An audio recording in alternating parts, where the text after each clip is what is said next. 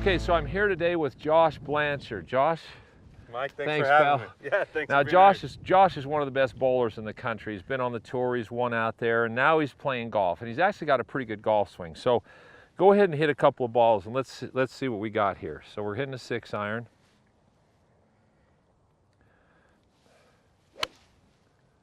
Damn, pretty good. Hit one more.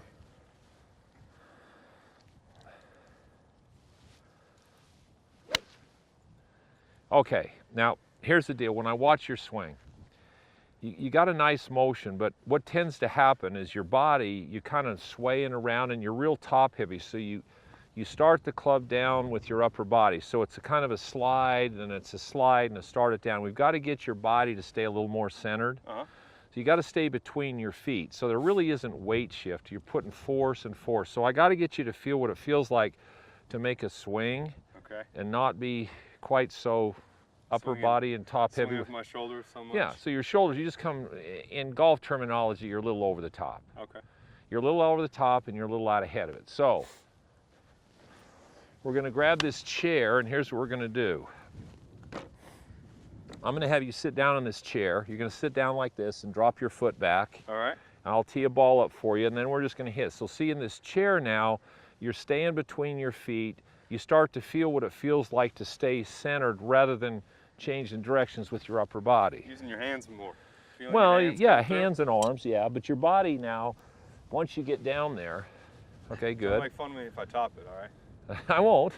So show me, reach out where the club's gonna be. Okay, so don't try to hit it really hard, but just now swing it back, your wrist hinge, and hit the ball. Okay, here we go. You can give it a little more speed. Now see what's happening now. Reach out so I can see where you gotta be. Okay, so here's what's happening. Now your arms are freeing up, your body's staying between your legs. So now there's no sway, you're not top heavy with your shoulders. So if you sway, you're gonna top it. Yeah, you'll hit right down on it, yeah. So now you're staying centered. I mean, that's awesome. Now, I'm gonna take the chair with me on the course. I've won a lot, no, seriously. I've played people from a chair. Really a chair, because you get more stable and your body starts to figure out how to move without swaying. So a big part of this game is everybody gets so top heavy, their change of direction so far off.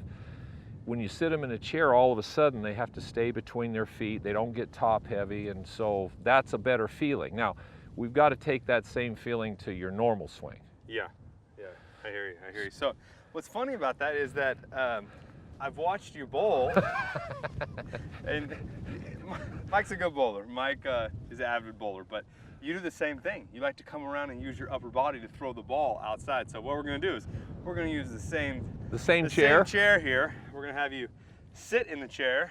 We're going to have you grab a bowling ball.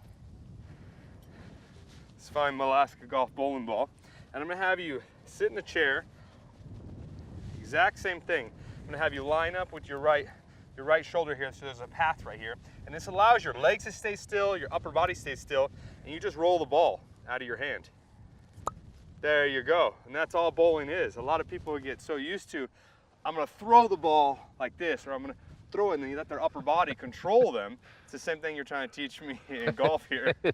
All the two sports correlate. Well, let's just see, because let me do that again. That was awesome, because I don't feel that when I bowl. No, I can imagine. I know. When I show people when I do this trick at the bowling alley, is you keep the ball in the slot, the ball feels pretty heavy. As soon as you move the ball over here, you're gonna fall out of the chair. Yeah. So it's the same thing, you're gonna fall off balance on a bowling lane doing the same thing. You just let it go. Exactly, nothing hard. When you try to pull, if you try to pull down on it, you're gonna hit this leg. Yeah. It's the same thing with golfers, they pull down. Your arms. Exactly, so you just let that arm swing here on this path that's in line with your shoulder.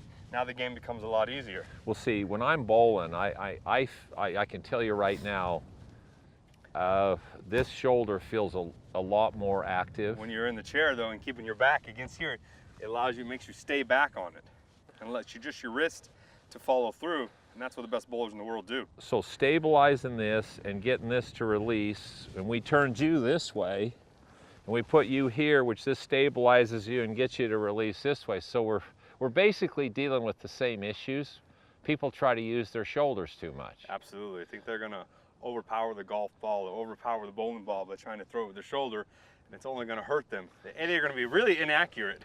So let me ask you something. So since you've perfected this in bowling, why would you do it in golf? Why would you then start using your shoulders? Since you perfected it in golf, why do you do it in bowling?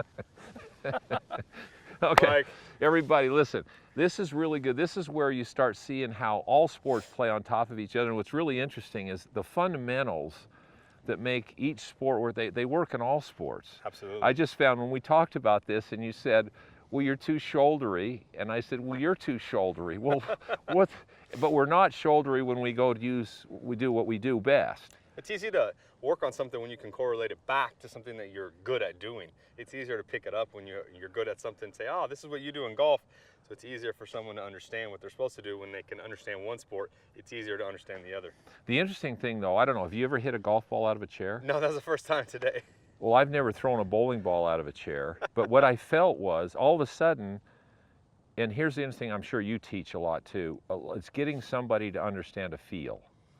So you say, here's what you need to do, that's fine, but if they don't feel what they're trying to do, I just felt something there relative to what this is doing relative to my arm, I'm not sure I've ever felt in bowling. Yeah, I could probably bowl in a chair and I could probably average 200, 210 because I line myself up where I'm supposed to, then I just let the ball go. And I'm sure that you could hit out of a chair, Sure, you could hit it 220, yeah. 250 yards where most people can't do Yeah, that because speed and control doesn't necessarily, if this moves incorrectly, which most people do, well intended, they try to use their bodies incorrectly in golf.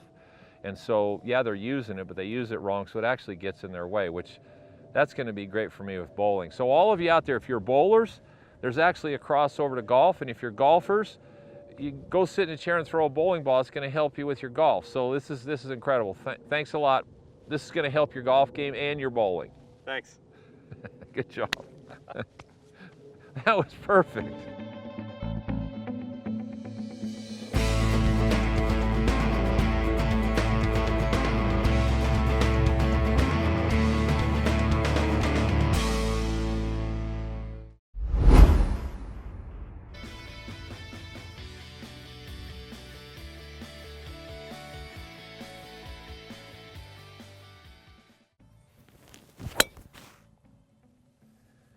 Be sure to subscribe to my channel for regular updates and tips. Thanks for watching.